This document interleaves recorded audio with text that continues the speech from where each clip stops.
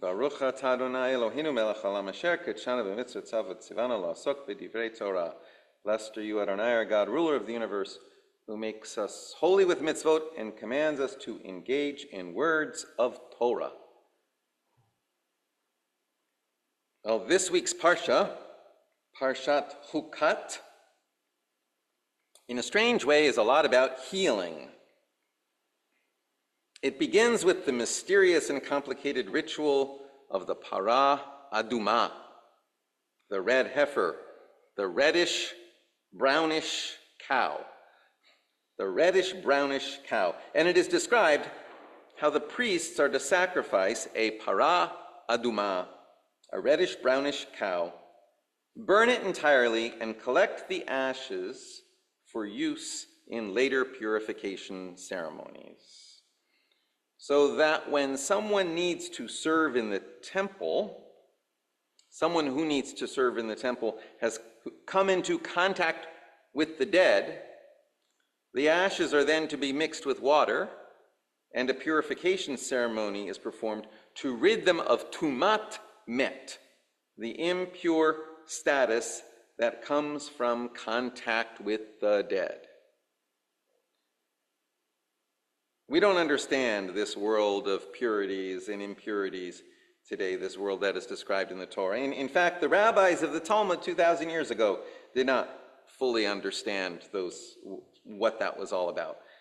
But we can learn something from this concept. We can learn from the concept that there is a spiritual or emotional residue that remains with us after we have been engaged in visiting the sick, or comforting the mourner, or burying the dead.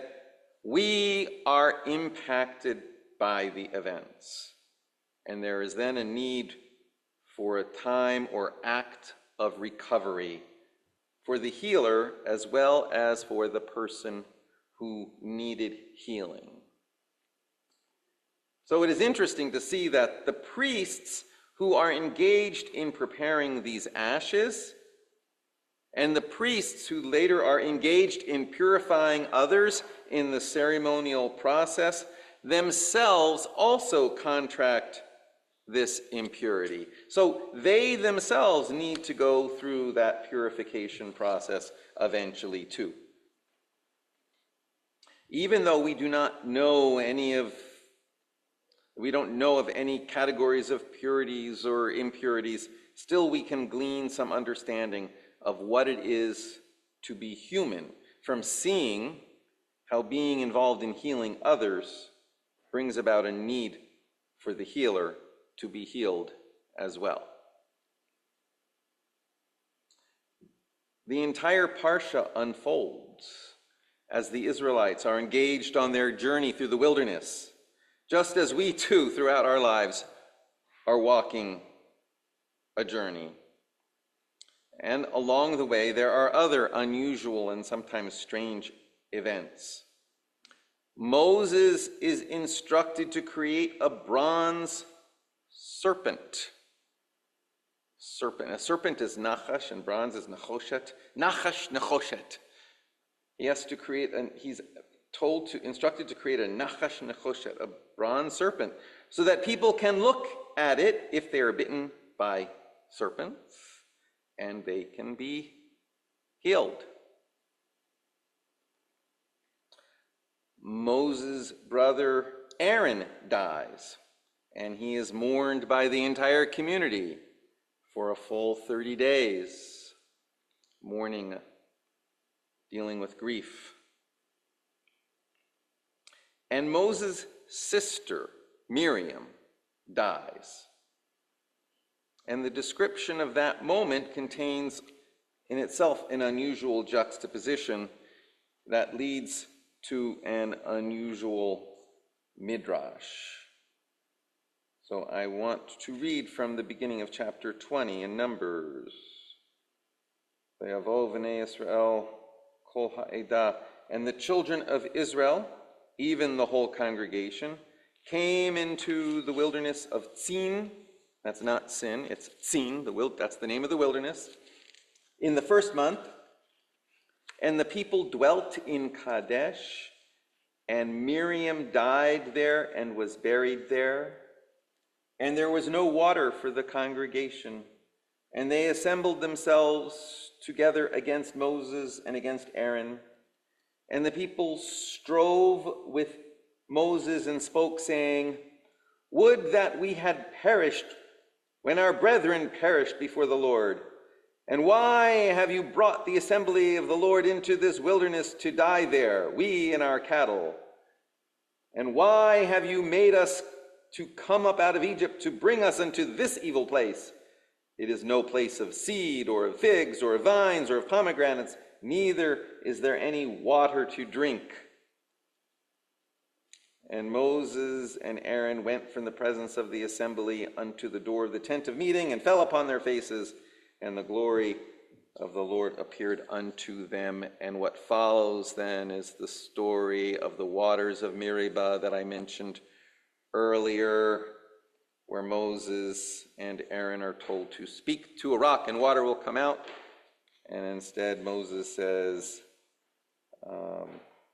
Moses actually says, "Here now, you rebels, are we to bring you forth water out of this rock?" And he hit the rock and water came out, and he didn't sanctify God's name. Perhaps what it was is that he made it look like he was doing it rather than God. At any rate, he lost his temper in doing that. It's like I say to people in the prison again, when you get angry, you give your power away. And stemming from that, Moses and Aaron are not going to go into the land. They will also die in the wilderness. But that's not the part about Miriam here. The death of Miriam,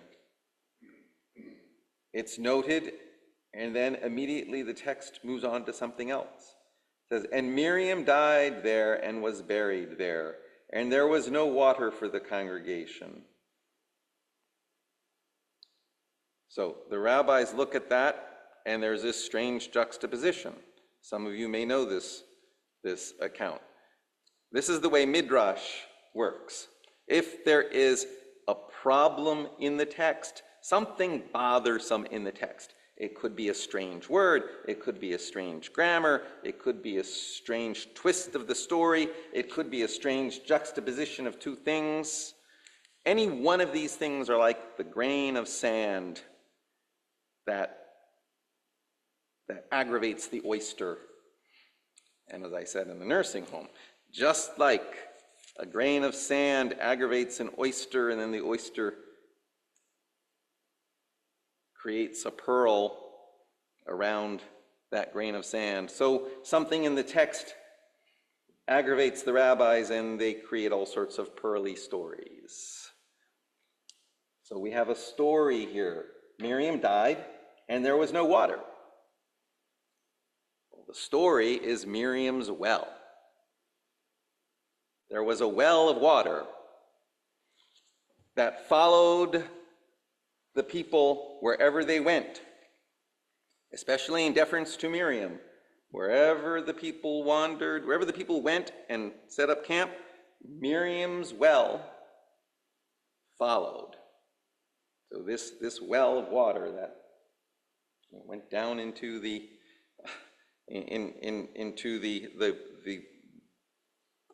depths of the water table, the well followed them. So they always had water until Miriam died. And when Miriam dies, the well closes and there's no more water. And then the complaints, and Moses and Aaron have to go look for another source of water. The quest,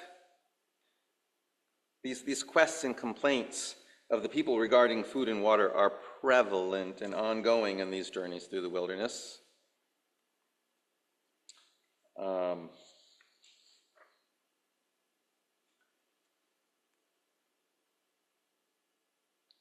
And here we have a story of how a well follows Miriam, and a well is a source of sustenance, we have to wonder what underlying teachings there might be in this pearly story. What underlying teachings there might be about Miriam's well. Water is a source of sustenance. It is vital to maintaining life. What might it have been about Miriam that she helped sustain the life of the people so much wherever they traveled? Was it her compassion? Was it her leadership? Was it the strength of her person? I bring that question back to us as well. What can we bring? What do we bring to where we are so that we can be a well of support and sustenance in the place where we are? Each of us has our strengths, our character, our personal resources by which we can be a wellspring of strength and sustenance for others and for ourselves. And as a community, what do we have to bring for each other? On some level, from what I see, an answer is already embedded in that question. What we have to bring for each other is community. A broader question then is, how can a community such as ours be a wellspring of support, sustenance, and strength for each other? And there is a Talmudic teaching that is often quoted in traditional Jewish prayer books and even not so traditional Jewish prayer books. I wish it were in our edition of the Reconstructionist prayer book. It's in the Reconstructionist Machzor. It's just not in the Shabbat and Festival Siddur. But the section is this. Some of you may know it. These are the things of which a person eats in this world, and the benefit accrues into the world to come. And they are honoring father and mother, acts of loving kindness, early attendance in the house of study morning and evening, receiving guests, visiting the sick, welcoming the bride, accompanying the dead, concentration in prayer, fostering peace between people, and the study of Torah balances them all, or leads to them all, balances them all. As I read this passage, within itself, it presents a set of practices which can transform a community into a wellspring of life, support, and strength. A set of practices, we don't even have to invent the list. It's right there. These are the things of which a person eats in this world. So I read, we enhance life in the here and now, and the benefit accrues into the world to come. That is, we do it with an eye towards the larger good. And they are honoring father and mother. So we honor parents and the heritage of our parents. Acts of loving kindness. Always look for acts of kindness to do. Early attendance in the house of study morning and evening. So from that I point to participation in holidays, celebrations, commemorations, and functions of the community. Receiving guests. That is hospitality and embracing people.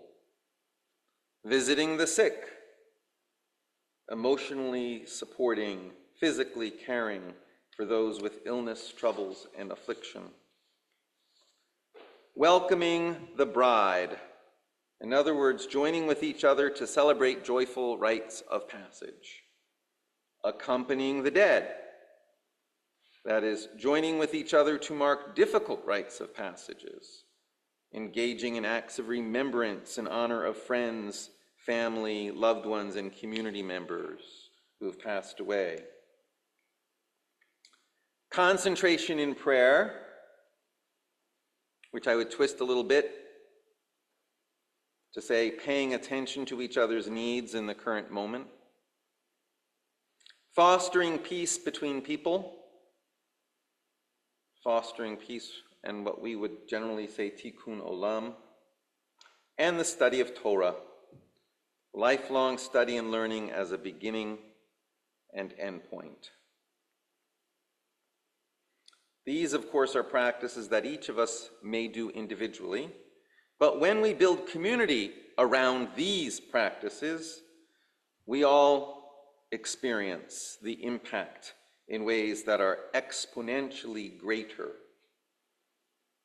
As a community, we become a well of support that can sustain all of us in our journey through life. How we build this type of supportive community is something for us all to be more consciously focused upon. We don't have to conjure it up from scratch. The Talmudic text already illustrates the way. What we need to do is figure out how we can together live into each of the listed points. What are the specific Temple Beth Shalom things that we can do for each of these particular points? This weekend, on Sunday, after our board meeting, we have a community gathering. It's just 2 hours, but it could be a very important 2 hours for us to meet each other, for longtime members of the community to meet newcomers to our community, and others looking to be part of our community. It's not that we have to do or be a lot more than we already are. What we need to be is who we are. The well of strength that we have that follows us around through our journey, wherever we go, is community. In a word, it is us.